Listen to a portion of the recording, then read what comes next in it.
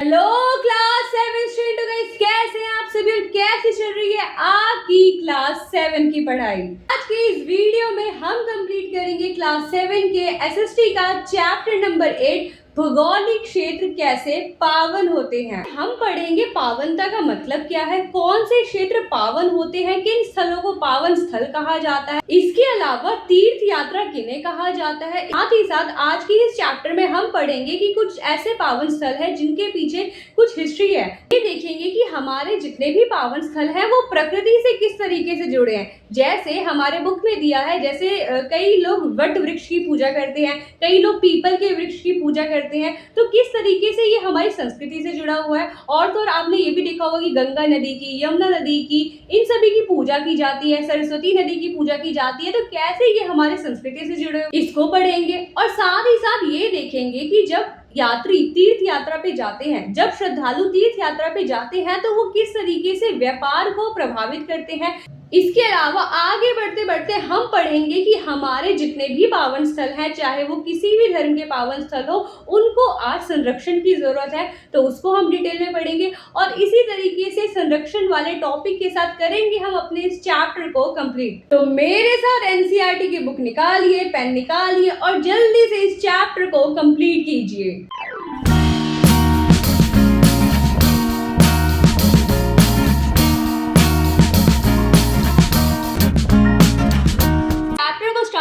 पहले समझते हैं इस बेहतरीन कोट को जो आपकी बुक के चैप्टर 8 के स्टार्टिंग में दिया गया है। क्या कह रहा है ये कोट? तो इसमें कहा जा रहा है कि हमारे आसपास जो भी चीजें हैं, चाहे वो आसमान हो, चाहे वो हवा हो, चाहे वो अग्नि हो, जल हो, पृथ्वी हो, ग्रह हो, प्लैनेट हो, पेड़ पौधे हो, या फिर इंसान ही क्यों ना हो, या फिर छोटी सी चींटी ही क्यों ना हो, जितने भी जीव जंतु हैं उन सब में परमेश्वर है। बहुत ही पावरफुल और बहुत ही मतलब कहें तो बहुत ही मीनिंगफुल कोट है कि हमारे आसपास जितनी भी चीजें ना उसमें सब में परमेश्वर है। ये कोट हमें ये सिखाता है कि अपने आसपास की जितनी भी हमारी प्राकृतिक चीजें ही हो या जीव जंतु हुई क्यों ना हो, चाहे छोटे से छोटा जीव ही क्यों ना हो, चाहे एक छोटी से छोटी चींटी ही क्यों ना हो, सबका हमें आदर करना चाहिए, क्योंकि वो परमेश्वर है और वही हमें परमेश्वर के निकट लेके जा सकता है। तो ये बात कही है भागवत पुराण में। तो अपने चैप्टर को स्टार्ट, चैप्टर का नाम है भौगोलिक क्षेत्र कैसे पावन होते हैं। बात करें भौगोलिक क्षेत्र की, तो भौगोलिक क्षेत्र का मतलब क्या है? तो ये हमारा इंडिया है। इंडिया के मैप के थ्रू समझिए, जैसे हमने देखा है कि उत्तर में जो है हमारे हिमालय पर्वत है, तो ये एक भौगोलिक क्षेत्र हो गया। यहाँ पे उत्तरी मैदान है, तो ये एक भौगोलिक क्षेत्र हो गया। दक्षिण में जाएंगे तो हमें पठार देखने को मिलेगा, तो ये एक भौगोलिक क्षेत्र हो गया। यहाँ पे जो है हमें रेत देखने को मिलेगी, रेगिस्तान देखने को मिलेगा, तो ये एक भौगोलिक क्षेत्र है। यहाँ पे हमें पर्वत देखने को मिलेंगे, पेड़ वेड़ देखने को मिलेंगे, तो ये भौगोलिक क्षेत्र है। तो भारत जो है कई भौगोलिक क्षेत्रों में बटा हुआ है और इनमें से कई सारी ऐसी जगह हैं जो बहुत पावन है। अब ये पावन का क्या मतलब है, तो स्टार्ट हम अपने इसी टॉपिक से करते हैं कि पावनता का क्या मतलब है। होप सो आपको भौगोलिक क्षेत्र का मतलब समझ में आ गया होगा। तो बात करें पावनता की, तो पावनता का मतलब उन समस्त धार्मिक और आध्यात्मिक भावनाओं से है जो पावन, दिव्य, आदर व श्रद्धा के योग्य हो। क्या मतलब हुआ? डेफिनेशन थोड़ी हार्ड सी लग रही होगी। पहले यहाँ पे ये समझिए, जैसे आपको अपने खिलौने पसंद है या आपको अपनी कोई किताब पसंद है, अपनी कोई बुक पसंद है, आप उसकी केयर करते हैं, उसको संभाल के रखते हैं, तो उसी तरीके से हमारे कई ऐसे स्थल होते हैं जो हमारे लिए बहुत इंपॉर्टेंट होते हैं, कुछ खास होते हैं, उनको जो है हमें संजो के रखना होता है। तो उन्हीं स्थलों को, उन्हीं जगहों को ना पावनता कहा जाता है। अब पावनता जो है ये धर्म से जुड़ा हुआ है। जैसे इस्लाम धर्म में कुछ अलग चीज़ें पावन होंगी, हिंदू धर्म में कुछ अलग चीज़ें पावन होंगी, सिख धर्म में कुछ अलग चीजें पावन होंगी। तो ये जो है धार्मिक और आध्यात्मिक भावनाओं से जुड़ा हुआ है। आध्यात्मिक का मतलब क्या होता है? आध्यात्मिक का मतलब ये होता है ईश्वर से कनेक्ट करना। जब हम ईश्वर से जुड़ते हैं तो उसे हम आध्यात्मिक कहते हैं। तो ये पावनता का मतलब ये होता है कि धार्मिक और आध्यात्मिक भावनाएं जो पावन हो और दिव्य हो, जो मतलब छल कपट से दूर हो, जो एकदम प्योर हो, एकदम शुद्ध हो और आदर और श्रद्धा के योग्य हो। जितने भी हमारे, अगर हम बात करें, हम लोग जितने भी हमारे मंदिर हैं, मस्जिद हैं, गुरुद्वारे हैं, उनकी हम लोग आदर करते हैं, उनकी हम लोग रिस्पेक्ट करते हैं, उनके प्रति हमारे मन में श्रद्धा होती है, उनके प्रति हमारे मन में बचपन से ही बताया जाता है कि हमें इनका सम्मान करना चाहिए, ये हमारे पूजनीय हैं, इनके प्रति हमें श्रद्धा होनी चाहिए, ये हमें बचपन से बताया जाता है। तो यही सारी जो भावनाएँ होती हैं ना, इन्हीं को हम लोग पावनता कहते हैं। पावनता में आपको 2 वर्ड याद रखना है कि धार्मिक और आध्यात्मिक भावनाएँ। और कैसी भावनाएँ होंगी? तो ये भावनाएँ होंगी पावन, एकदम प्योर, एकदम शुद्ध, दिव्य। दिव्य मतलब एकदम ऐसी जो हमें ईश्वर से कनेक्ट करे, और इनके प्रति हमारे मन में आदर होना चाहिए और श्रद्धा के भाव होने चाहिए। तो इसको हम लोग पावनता कहते हैं। तो होप सो आपको ये समझ में आ गया होगा पावनता। ये पावनता की डेफिनेशन आपको याद कर लेनी है, क्या पता 2 मार्कर में क्वेश्चन पूछ ले, तो याद कर लीजिएगा इस डेफिनेशन को। हेडिंग है हमारा वो है पावन स्थल। तो पावन स्थल किन्हें कहा जाएंगे? वही स्थल जो पावन हो, जो एकदम दिव्य हो, जो एकदम प्योर हो, जो एकदम शुद्ध हो। तो ऐसे स्थल जो किसी दिव्य पावन स्मृति, अच्छा स्मृति का मतलब क्या होता है? किसी की याद में वो स्थल जो है बहुत फेमस हो, अथवा आध्यात्मिक व्यक्ति और आकृति से संबंधित हो। जैसे बौद्ध धर्म में उन स्थलों को बहुत पवित्र माना जाता है, उन स्थलों को बहुत दिव्य माना जाता है जहाँ जहाँ पे महात्मा बुद्ध गए थे, जहाँ जहाँ महात्मा बुद्ध रहे थे, जहाँ जहाँ महात्मा बुद्ध ने शिक्षा दी थी, जहाँ जहाँ उन्होंने अपने उपदेश दिए थे और जहाँ पे उन्होंने अपने प्राण त्यागे थे, तो उन स्थलों को जो है बौद्ध धर्म में बहुत पवित्र माना जाता है। तो बौद्ध धर्म के लिए वो पावन स्थल होंगे।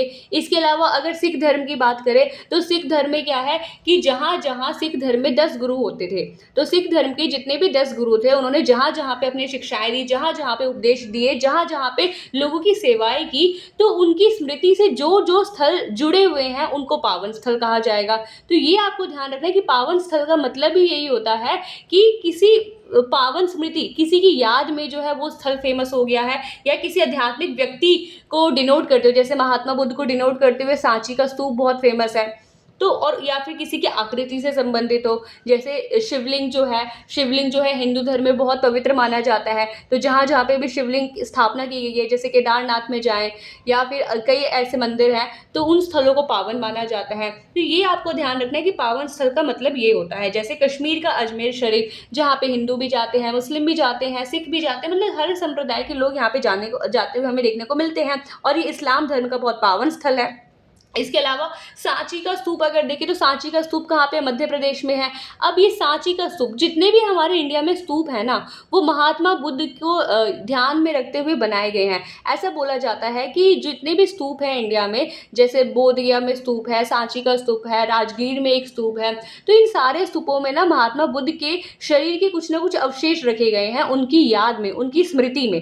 तो इस वजह से ये स्थल क्या हो जाते हैं? ये पावन हो जाते हैं। तो यहाँ पे यही है सांची का स्तूप जो कि मध्य प्रदेश में है। इसके अलावा तख्त श्री पटना साहिब बिहार में जाएंगे तो सिख धर्म का जो है बहुत ही इंपॉर्टेंट, बहुत ही फेमस ये हमें पावन स्थल देखने को मिलता है। यहाँ पे तख्त का मतलब क्या होता है? तो सिख धर्म में जितने भी गुरु होते थे उन्होंने जो है एक पद धारण किया था, सिंहासन धारण किया था, उसी को तख्त कहा जाता है। तो जैसे पटना साहिब है, तो उसमें जैसे सिख धर्म में कई ऐसे गुरु थे, जैसे गुरु नानक साहिब जो थे वो अमृतसर भी गए थे, वो प्रयाग भी गए थे, मथुरा भी गए थे, वाराणसी भी गए थे, हरिद्वार भी गए थे। तो जहाँ जहाँ वो गए वो स्थल क्या हो गए? वो स्थल हो गए पावन।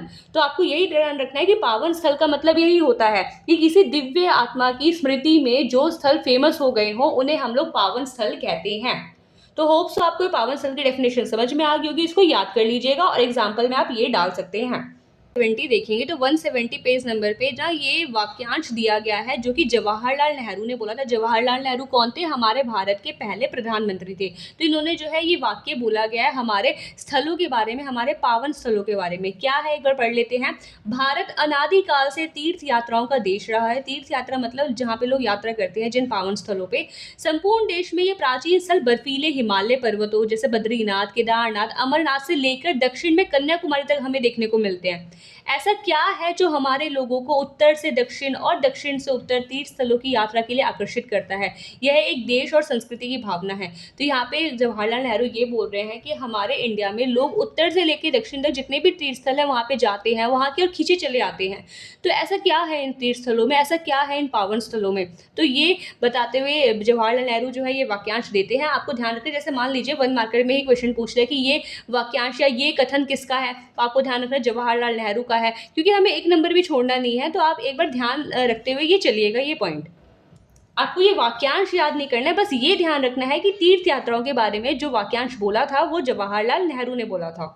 हेडिंग है हमारा तीर्थ यात्रा। तीर्थ यात्रा के बारे में ऐसे समझिए, अभी हमने पावन स्थल के बारे में पढ़ा, तो पावन स्थल पे जब आप लोग घूमने जा रहे हैं, यात्रा करने जा रहे हैं, तो उसी को हम तीर्थ यात्रा कहते हैं, तीर्थ यात्रा उसे कहा जाता है। जैसे महाराष्ट्र में 800 साल से एक परंपरा चली आ रही है, पंढरपुर वारी परंपरा। क्या परंपरा का नाम है? पंढरपुर वारी परंपरा, जिसमें क्या होता है, ये एक वार्षिक यात्रा होती है जो साल में एक बार होती है, और इसमें 21 दिनों तक जो है लोग पंढरपुर से विठोबा मंदिर जो है, जो भगवान विट्ठल को समर्पित है, वहां जाते हैं और ये यात्रा करते हैं, जिसे हम लोग तीर्थ यात्रा कह सकते हैं।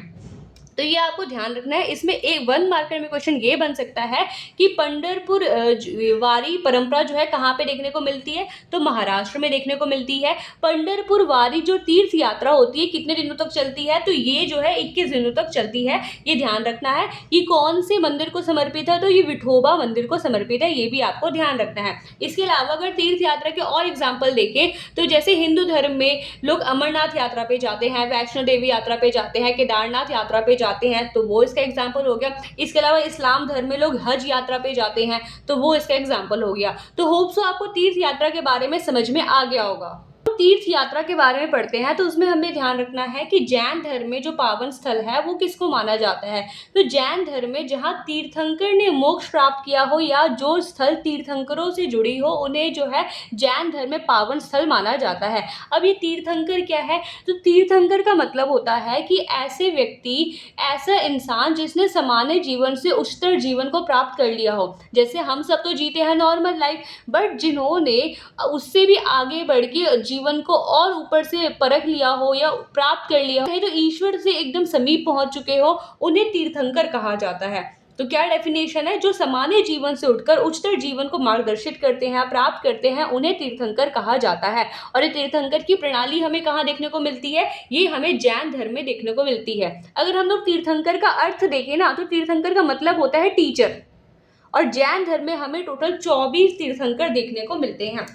तो ये आपको जैन धर्म के पावन स्थल के बारे में ध्यान रखना है। आप यहाँ आपको तीर्थंकर के बारे में ध्यान रखना है, ये डेफिनेशन आपको ध्यान रखनी है। तो पावन स्थल पढ़ रहे हैं, तो बस पावन स्थल में जो जगह होती है उन्हीं को नहीं पावन कहा जाता है। जैसे कि केदारनाथ को हमने देखा, अमरनाथ को देखा, इसके अलावा राजस्थान के जो अजमेर शरीफ थे उसको हमने पावन स्थल कह दिया। बट पावन स्थल जो है केवल इन्हीं सब चीज़ों को नहीं कहा जाता। हमारी प्रकृति में, अपने इंडिया में अगर आप देखें, अपने इंडिया में हम लोग नदियों को भी पूजते हैं, हम लोग पर्वतों को भी पूजते हैं, हम लोग पेड़ों को भी पूजते हैं। तो इंडिया में जो है प्राकृतिक चीज़ों को पूजने की, पावन मानने की प्रथा तो बरसों से चली आ रही है। इसके अलावा आपने भारत माता का कॉन्सेप्ट इंडिया में देखा होगा, पृथ्वी माता का कॉन्सेप्ट देखा होगा। मतलब हम तो भारत को देश मानते ही नहीं है, भारत को तो अपनी माँ मानते हैं, माता मानते हैं। तो ये जो है इसी से पावन स्थल थोड़ा और विस्तार हो जाता है इसका।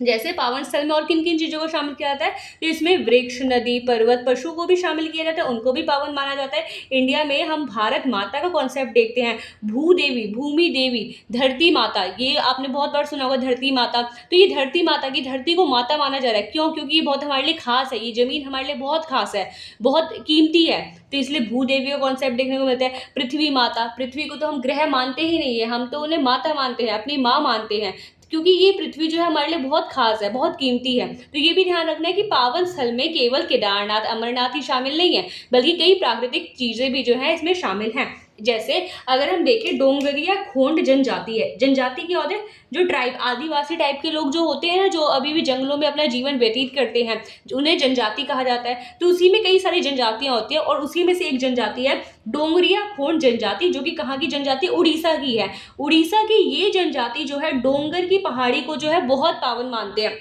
उनका मानना है कि ये जो है इनके नियम राजा का स्थान है। तो ये लोग जो है इस पहाड़ की बहुत ज़्यादा पूजनीय मानते हैं, बहुत ज़्यादा पावन स्थल मानते हैं। कौन? डोंगरिया खोंड जनजाति। इसके अलावा अगर हम देखें, तमिलनाडु की एक है टोडा जनजाति। टोडा जनजाति के लोग, नीलगिरी पर्वत है तमिलनाडु में, तो नीलगिरी पर्वत को बहुत ज़्यादा जो है पवित्र मानते हैं, बहुत ज़्यादा पावन स्थल मानते हैं, क्योंकि इनका मानना है कि इनसे जो है हमारी सारी आवश्यकताएं पूरी हो रही है, इनसे हमें लकड़ी मिल रहा है, इससे हमें दवाइयाँ मिल रही हैं, इनसे जो है हमें फल मिल रहे हैं, इनसे हमें सब्जियाँ मिल रही हैं, अनाज मिल रहे हैं। तो ये जो जनजाति लोग हैं वो जो है प्राकृतिक चीज़ों से कुछ ज़्यादा कनेक्ट करते हैं, और ज़्यादा कनेक्ट करते हैं तो उनको बहुत ज़्यादा पावन मानते हैं। तो ये वाला पॉइंट भी आपको ध्यान रखना है। आप ये जो इमेज देख रहे होगे अपने स्क्रीन पे, तो इसमें जो दिख रहा है आपको एक सूंड की तरह एक आकृति, ये जो है भगवान विष्णु का अवतार है। भगवान विष्णु के कई सारे अवतार हैं, लगभग 24 अवतार होने की संभावना है, ऐसा बोला जा रहा है, जिसमें कि 23 हो चुके हैं। तो उसी में से एक अवतार है वराह अवतार। वराह अवतार मतलब भगवान विष्णु ने जब पृथ्वी पे बहुत ज्यादा असुर मतलब दानव ने, दैत्यों ने, राक्षसों ने जो है अपना बहुत ज्यादा पाप बढ़ा दिया था, तो पृथ्वी को बचाने के लिए जो है उन्होंने वराह अवतार लिया था। और इसी अवतार में उन्होंने दिखाया गया है कि पृथ्वी को कैसे उन्होंने अपने सूंड के ऊपर उठा रखा है, मतलब वो पृथ्वी माता यानी धरती माता की जो है रक्षा कर रहे हैं। तो इस तरीके से जो है पावनता को बढ़ावा दिया जाता है। इसमें चित्र में यही दिखाया जा रहा है कि पृथ्वी जो है वो पूजनीय है, इनको हमें संभाल के रखना है। और जैसे कि यहाँ पे जो वराह अवतार भगवान विष्णु का है वो उसको संभाल रहे हैं। तो होप सो आपको पेंटिंग के थ्रू समझ में आ गया कि पावन स्थल हमारे लिए कितना इंपॉर्टेंट है। जो हमारा टॉपिक है पावन भूभाग से अवगत होना, जिसमें हम पढ़ेंगे कि भारत जो है पूरा पावन स्थल से भरा पड़ा है। यहाँ पे कई सारे तीर्थ ऐसे स्थल देखने को मिलते हैं जो पूरी पावनता को दिखाते हैं, पूरी दिव्यता को प्रदर्शित करते हैं। जैसे सबसे पहले 12 ज्योतिर्लिंग जो कि भगवान शिव को समर्पित है, जिसमें भगवान शिव के जो है 12 जगहों पे जो है मंदिर है, जिन्हें 12 ज्योतिर्लिंग भी कहा जाता है। इसके अलावा 4 धाम, बद्रीनाथ वाला एरिया हो गया, केदारनाथ वाला एरिया हो गया। तो जो ये सारे मंदिर होते हैं इनको 4 धाम यात्रा भी कहते हैं। तो 4 धाम यात्रा आपने सुना भी होगा। तो ये जो है भारत को एक पावन स्थल बनाते हैं। इसके अलावा 51 शक्तिपीठ। अब आप पूछेंगे ये शक्तिपीठ क्या है, तो ये शक्तिपीठ का मतलब क्या है। तो शक्तिपीठ ना देवी सती को समर्पित है। अब आप कहानी सुनिए। यहाँ पे होता क्या है, भगवान शिव की और माता सती की जो है शादी हो जाती, दोनों का विवाह हो जाता है।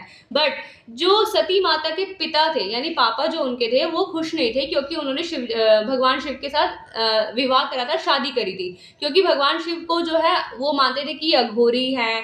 ये से जो सती माता के पिता थे वो भगवान शिव को पसंद नहीं करते थे, उनको नहीं चाहते थे सती माता का विवाह जो है भगवान शिव से हो। बट सती माता की जिद पे जो है भगवान शिव के साथ उनका विवाह कर दिया जाता है। अब होता क्या है, सती माता के जो पिता थे, पापा थे, उनके घर पे एक बार प्रोग्राम होता है कोई।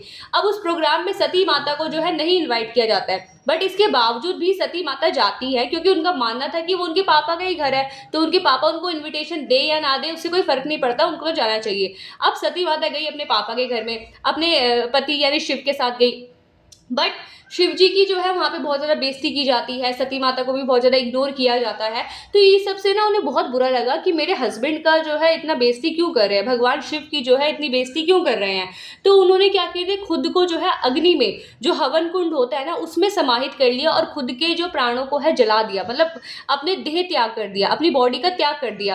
तो जब उनकी बॉडी जल गई थी तो उस जली हुई बॉडी को लेके भगवान शिव जो है पूरे ब्रह्मांड में घूमने लगे, बहुत गुस्सा हो गए थे। और ऐसा माना जा रहा था कि उस टाइम प्रलय आ जाता पूरा। तो उसको देखते हुए, उसको रोकने के लिए, और भगवान शिव जो है माता सती को जो है उनका मतलब अंतिम संस्कार नहीं कर रहे थे, उनकी बॉडी को जला नहीं रहे थे। ये बात है कि उनकी बॉडी जल गई थी, पूरी काली हो गई थी बॉडी, बट उनका अंतिम संस्कार जो है भगवान शिव नहीं कर रहे थे, क्योंकि वो उनसे बहुत प्रेम करते थे, बहुत प्यार करते थे। अब होता क्या है कि अब ये इससे जो है पूरी सृष्टि में जो है, पूरे वर्ल्ड में जो है बहुत हाहाकार मच गया कि हर जगह अंधेरा हो रहा है, हर जगह जो है तूफान ये सब आ रहे हैं, क्योंकि भगवान शिव जो है बहुत ज़्यादा गुस्सा हो गए थे। अब इस टाइम पे आते हैं भगवान विष्णु। भगवान विष्णु की एंट्री होती है। वो क्या करते हैं, भगवान शिव के, अब भगवान विष्णु ने क्या किया, माता सती के जो है अपना चक्र निकाला और उसे जो है टुकड़े टुकड़े कर दिए, और वो 51 हिस्सों में टुकड़े हो गए। और वो 51 हिस्से जो है भारत के कई क्षेत्र पे, बांग्लादेश के क्षेत्र पे, पाकिस्तान के क्षेत्र पे गिर गए। तो जहां जहां उनके बॉडी के पार्ट्स गिरे वहां वहां से उनका मंदिर फेमस हो गया। जैसे आप देखेंगे तो उत्तराखंड वाले एरिया में उनके नैन यानी आंख गिरे थे, तो नैना देवी नाम से वहां पे प्रचलित हो गए। इसके अलावा असम में जो है कुमाख्या देवी के नाम से प्रसिद्ध हुए। तो ऐसे ऐसे भारत में, पाकिस्तान में और बांग्लादेश के कुछ हिस्सों में जो है हमें 51 शक्तिपीठ देखने को मिलते हैं, जो कि देवी सती को समर्पित है। तो होप सो आपको टॉपिक समझ में आ गया होगा। और इससे हमें ये पता चलता है कि हमारी जो भारत भूमि है ये कई सारी संस्कृति से मिलकर बनी है, और ये कई सारे पावन स्थलों का अड्डा है। हमने देखा कि हमारे इतने सारे तीर्थ यात्रा स्थल हैं कि पहाड़ों पे हमें देखने को मिलते हैं, बहुत मतलब ऊंची ऊंची जगह पे देखने को मिलते हैं। जितने भी हमारे पावन स्थल होते हैं, तीर्थ यात्रा स्थल होते हैं, बहुत ऊंचाई ऊंचाई पे आपको देखने को मिलेंगे, पहाड़ों पे देखने को मिलेंगे। तो लोग यात्रा करने जाते क्यों है, इतनी लंबी दूरी क्यों तय करते हैं, इतने लंबे ऊंचे ऊंचे पहाड़ों पे क्यों जाते हैं। तो पहला इसका रीजन है धर्म का प्रचार प्रसार करने के लिए, कि कोई कुछ धर्म को मानता है, कोई कुछ धर्म को मानता है, तो वो जो है धर्म का प्रचार प्रसार करने के लिए जो है तीर्थ यात्रा स्थलों पे जाते हैं। इसके अलावा कुछ लोग व्यापार के लिए जाते हैं। अब आप लोग कहीं घूमने जाते होंगे तो वहाँ आप कुछ खाएँगे, पिएँगे या कहीं न कहीं रहेंगे, तो वो सारे उन सब चीज़ों को मैनेज करने के लिए कई सारे व्यापारी भी जो है वहाँ पे जाते हैं ताकि वो धन कमा सकें, व्यापार कर सकें। इसके अलावा धार्मिक उद्देश्य के लिए, अब हर कोई वहाँ पे धर्म का प्रचार करने तो नहीं जा रहा, कुछ लोग तो पूजा-पाठ करने के लिए जा रहे हैं, मन की शांति के लिए जा रहे हैं, तो कई लोग धार्मिक उद्देश्य के लिए भी जाते हैं। तो ये आपको ध्यान रखना है कि लोग जो है इतनी लंबी-लंबी यात्राएँ इसलिए करते हैं। तो जो हमारा टॉपिक है इसमें हमें पढ़ना है कि कैसे हमारे जो पारिस्थितिक चीजें होती है जैसे नदियां हो गए, पर्वत हो गए, पहाड़ हो गए, ये कैसे हमारे लिए पावन स्थल हैं। तो अगर हम देखें हमारे वैदिक काल से, वैदिक काल कौन सा टाइम होता है जब हमारे वेद लिखे जा रहे थे। 4 वेद हमने पिछली क्लास में, 6th क्लास में आप लोगों ने पढ़ा होगा, ऋग्वेद, सामवेद, यजुर्वेद, अथर्ववेद। तो जब ये सारे वेद लिखे जा रहे थे तो उस टाइम पे नदियों को जो है पूजनीय बताया गया है कि नदियां जो है हमारे लिए पूजनीय हैं।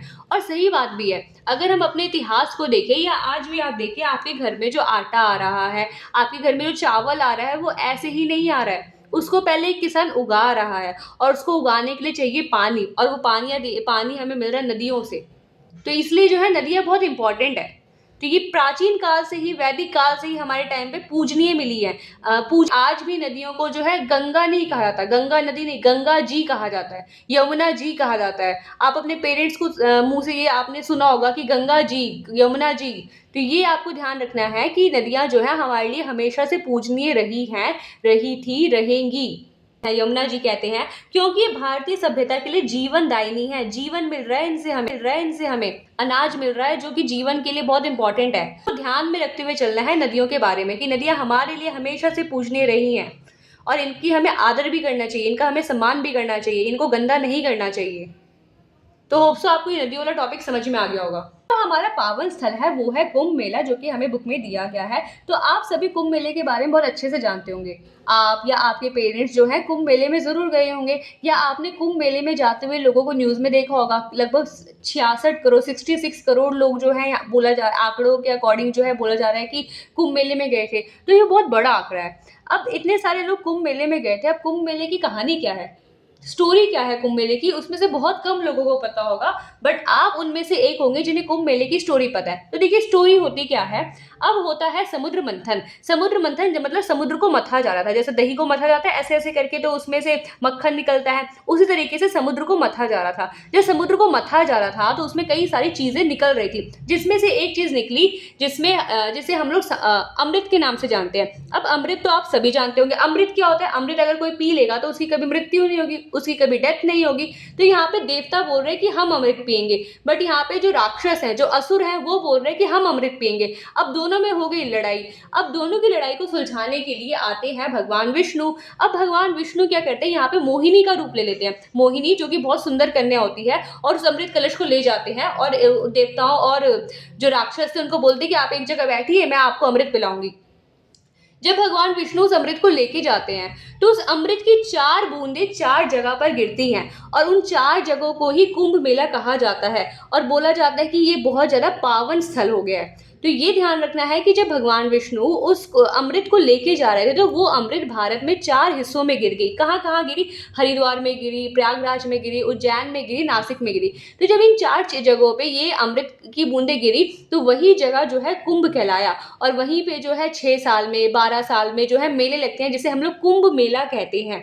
तो ये आपको ध्यान रखना है। क्या बोला है, भारत में 4 स्थलों पर अमृत की बूंद गिरी और वे स्थल कुंभ कहलाए, और इन्हीं कुंभ स्थलों पे जो है मेले लगते हैं। लोग स्नान के लिए जाते हैं, नहाने के लिए जाते हैं, मतलब अपने बोलते हैं कि लोग अपने पाप धोने के लिए जाते हैं।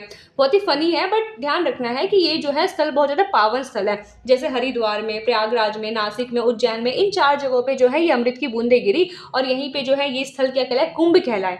जैसे अभी जो कुंभ मेला लगा था वो प्रयागराज में लगा था, यूपी में लगा था ना, यूपी में, तो यूपी में के प्रयागराज में ये मेला लगा था, कुंभ मेला।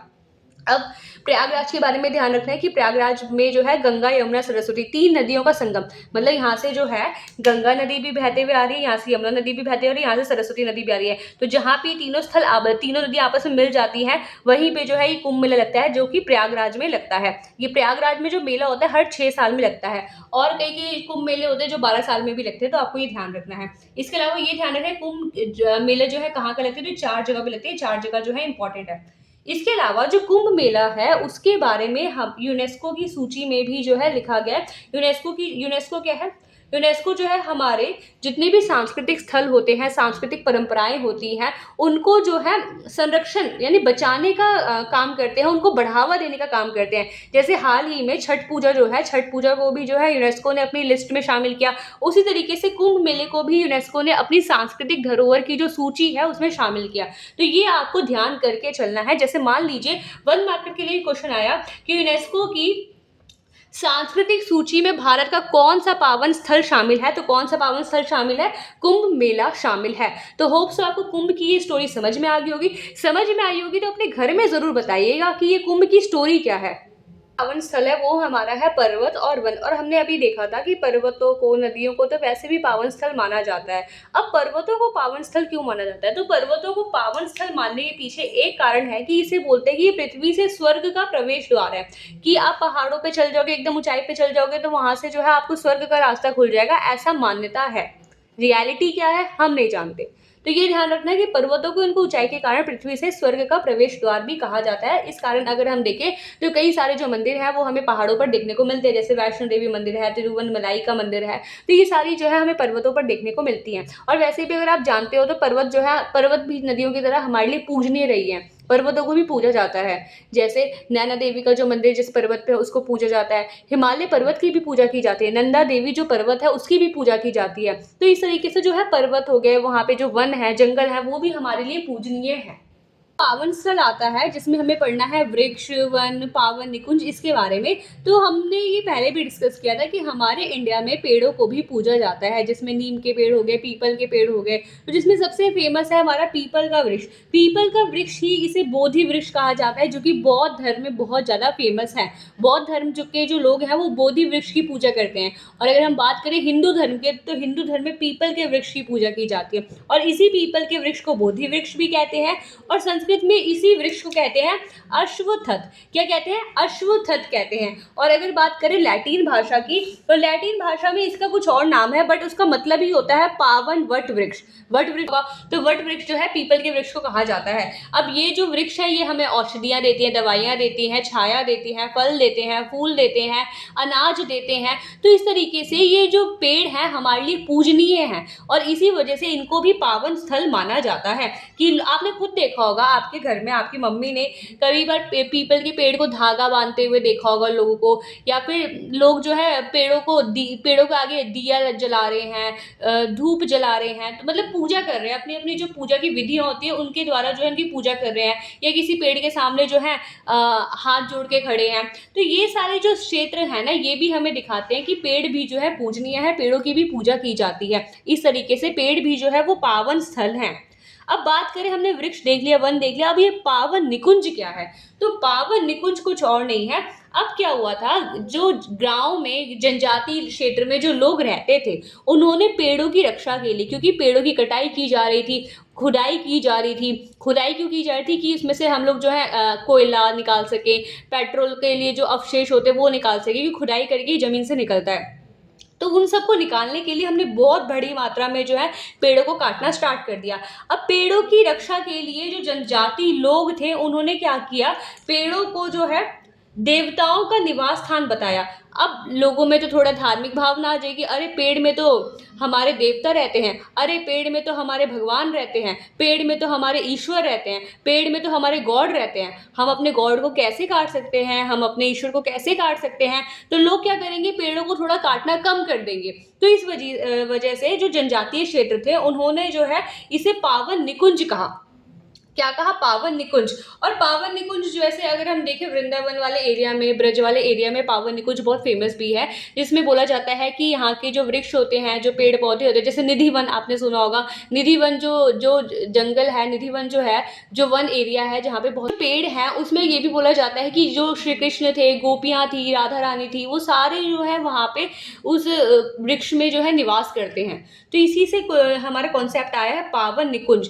तो इनकी भी जो है इस वजह से पूजा की जाती है। तो ध्यान रखना है कि जब पेड़ों की रक्षा के लिए जनजातीय लोगों ने, ग्रामीण लोगों ने जो है ये भावना जो है प्रचारित की कि ये पेड़ जो है हमारे देवताओं के स्थान है, ताकि पेड़ों को काटा ना जाए। और सही बात भी है, हमें पेड़ों को नहीं काटना चाहिए। तो यहाँ पे यही है, इसलिए जो है इसे पावन निकुंज कहा गया। पावन निकुंज का ये कॉन्सेप्ट आपको याद रखना इंपॉर्टेंट है, इंपॉर्टेंट है, इंपॉर्टेंट है। इसके अलावा जब आप अपने बुक में आते हैं तो बुक का जो पेज नंबर 180 है, तो 180 पेज नंबर पे ये बताया पावन निकुंज जो है अलग-अलग एरिया में अलग-अलग नाम दिया जाता है। जैसे मलयालम में कावू, तमिल में कोविल कादू, ये सारे नाम जो है दिए जाते हैं। आपको बस इसे पढ़ लेना है। जैसे अगर आप देखिए हिंदी में, हमारे जो हिंदी में क्या बोल रहे हैं, देववन, देवताओं का वन। तो ये आपको ध्यान रखना है, पढ़ के चलना इतना इंपॉर्टेंट नहीं है, बस ध्यान रखना है कि ये पावन निकुंज के जो है अलग-अलग क्षेत्र में अलग-अलग नाम होते हैं। तो हमारा टॉपिक है वो है तीर्थ यात्रा से व्यापार तक। तो कई बार जब तीर्थ यात्रा, जैसे मान लीजिए आप ही कहीं गए, किसी मंदिर में गए या कहीं पे गए आप घूमने के लिए, किसी तीर्थ यात्रा स्थल पे गए। अब आप वहाँ पे जाएंगे तो आप वहाँ पे कुछ ना कुछ खरीदेंगे, कुछ ना कुछ तो खाएंगे, कुछ ना कुछ तो पिएंगे, कहीं ना कहीं तो रहेंगे, कुछ ना कुछ कपड़े तो खरीदेंगे, कुछ ना कुछ ज्वेलरीज तो खड़ेंगे, कुछ ना कुछ कपड़े तो खरीदेंगे। तो जब आप ये सब खरीदेंगे तो इससे आपके और व्यापारी के बीच में एक रिश्ता बन जाएगा, एक संपर्क बन जाएगा, दोनों आप एक दूसरे के कांटेक्ट में आ जाएंगे। इससे व्यापारी को भी लाभ होगा, आपको भी लाभ होगा, आपको आपकी वस्तु मिल गई, व्यापारी को पैसे मिल गए। तो यही बात यहाँ पे बोली जा रही है कि तीर्थ यात्रा जो है व्यापारियों के लिए बहुत लाभदायक होती है, क्योंकि कई बार व्यापारियों के जो जीवन का आधार होता है, जो आर्थिक आधार होता है, मतलब पैसे जहाँ से उन्हें मिलते हैं, वो इन्हीं तीर्थ यात्राओं पर निर्भर होते हैं कि तीर्थयात्री यहाँ पर आएंगे, कुछ ना कुछ खरीदेंगे और उन्हें जो है इसके बदले में पैसे मिलेंगे और इनको भी लाभ होगा।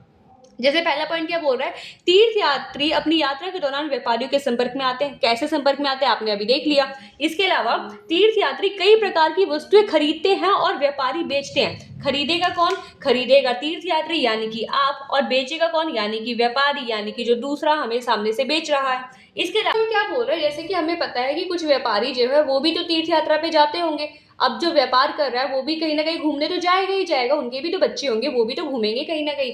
तो जब वो कहीं घूमने जाते हैं तो वो क्या करते हैं, वो दिमाग लगाते हैं कि चलो भाई मैं घूमने जा रहा हूँ, मैं अपना सामान भी जो है यहाँ पे बेच दूंगा। तो इस तरीके से कई बार व्यापारी तीर्थ यात्री के रूप में दूर दूर के नगरों में जाते हैं और अपनी यात्रा करते हुए अपनी वस्तुओं को भी बेच देते हैं। इस तरीके से उनको दो लाभ होते हैं, एक तो उन्होंने यात्रा भी कर ली और दूसरा उनका सामान भी बिक गया। तो ये याद रखना है कि तीर्थ यात्रा जो है व्यापार में भी अहम भूमिका निभाता है। और आपको ध्यान रखना है, जो अभी हमने व्यापार देखा था, तो ये याद रखना है ये जो व्यापार होता था ना प्राचीन काल में, उत्तरापद और दक्षिणापद जो हमने पढ़ा था चैप्टर में, आपको याद आ रहा होगा, जहाँ पे हमने मौर्य साम्राज्य के बारे में पढ़ा था। तो वो उस टाइम पे प्राचीन काल में, मतलब ये जो तीर्थ यात्राओं पे जो व्यापार होता था ये मेनली उत्तरापद और दक्षिणापद के माध्यम से होता था। खैर, अब नेक्स्ट टॉपिक पे आते हुए, जो नेक्स्ट टॉपिक है हमारा भारत से बाहर पावन स्थल। अगर हम देखें, भारत में ही बस पावन स्थल नहीं है, इंडिया के बाहर भी कई ऐसे देश हैं जहाँ पे प्रकृति को, पर्वतों को, वृक्षों को, पहाड़ों को जो है पावन माना जाता है। जैसे ग्रीस, जो ग्रीस आप मैप में देख रहे होंगे, तो ग्रीस में जो है पर्वत को पावन, पर्वत और पावन निकुंज अभी आपको बताया, उनको बहुत ज़्यादा जो है पूजनीय माना जाता है। इसके अलावा अमेरिका के जो मूल निवासी हैं, वहाँ के जो जनजाति हैं, वो प्रकृति को बहुत पावन मानते हैं। इसके अलावा बात करें न्यूजीलैंड में, तो न्यूजीलैंड के जो मूल निवासी जो वहाँ के, तो जो न्यूजीलैंड के मूल निवासी हैं वहाँ पे वो तारानाकी माउंगा पर्वत, थोड़ा अजीब सा नाम है, खैर ये याद नहीं रखना है, बस ध्यान रखना है इसको। तो तारानाकी माउंगा पर्वत है, उनको जो है, उस पर्वत को जो है अपना पूर्वज मानते हैं। तो इस तरीके से अगर हम देखें तो क्या पावन स्थल को मानने की प्रथा भारत में ही देखने को मिलती है? भारत में थोड़ा ज़्यादा देखने को मिलती है, बट बाकी सारे देशों में भी हमें देखने को मिलती है, ये आपको ध्यान रखना है। अब ये जो हमारे पावन स्थल है, अगर आप ये इमेज में देख रहे होगे तो आज ये बहुत बुरी स्थिति में है, हमने यमुना नदी को गंदा कर दिया, हमने वहाँ पे कचरा फैला दिया, कूड़ा फैला दिया, हमने जो है पेड़ों को काटना स्टार्ट कर दिया, जिसके कारण आज हमारा पर्यावरण जो है ना बहुत खतरे में है। अगर आप देखेंगे हर साल सर्दियों के टाइम में जो यमुना नदी है वहाँ पे फॉग, झाग सा टाइप का बनने लग जाता है, जिसके जो हमारे लिए बहुत चिंता की बात है कि हमें ये समझना चाहिए कि हमें अपने पर्यावरण को बचाना है। क्योंकि हमने चैप्टर के स्टार्टिंग में ही पढ़ा था कि कण कण में, हर चीज़ में जो है ईश्वर है, हर चीज़ में परमेश्वर है। तो उन सबको बचा के रखना हमारा ड्यूटी बनता है, आप सबका ड्यूटी बनता है। तो ये प्रॉमिस कीजिएगा कि आप अपने आसपास की हर चीज़ जो हमें प्रकृति से मिली है फ्री ऑफ कॉस्ट में, हमें उसके लिए कोई पैसे नहीं देने हैं, हमें उसके बदले में कुछ करना नहीं है, उसका आप बस एक ध्यान रखना है कि आप उसका ध्यान रखेंगे, प्रकृति का, वो आपका ध्यान रखेगी।